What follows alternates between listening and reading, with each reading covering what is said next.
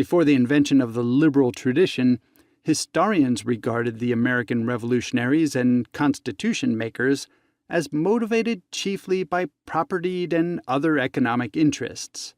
though little if any attention was paid to slavery and race, or by exaggerated critiques of the British Empire. Then, in the immediate post-Second World War period, as the liberal tradition was emerging, attention shifted to the importance of Lockean liberalism and republicanism, something of a political and cultural consensus built around individualism, rights-bearing, and capitalist property, before new interpretations came to the fore that recognized the importance of enslavement among many founders, challenges offered up by working people and the poor, and a raft of exclusions that readily called universalist pretensions into question. But an origin story resting on American political independence remained, even if impugned. The increasingly capaciousness and sophistication of historical research and writing, especially on native peoples and those of African descent, have in turn made possible questions about American origins that had not been envisioned before.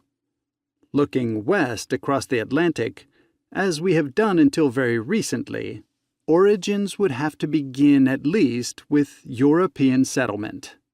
Looking east from the North American continent or northwest from the African continent, those origins may appear very different. And even though origins are very much shrouded in changing myths, these new perspectives raise the prospect of debates that, although edgy politically, deserve to take place. Any way forward that offers some promise of a democratic and multicultural world needs to take serious account of the alternative and often contested conceptions of rights, social and family relations, gender and sexuality, race and ethnicity, cultural practice,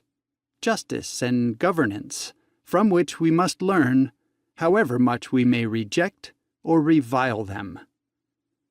We would do well to interrogate our assumptions about the nature of the past and the norms we have been left, so that it is possible for us to envision something messier, more complex, and less comfortable. That is our history, rather than its inventions, which we ignore at our peril.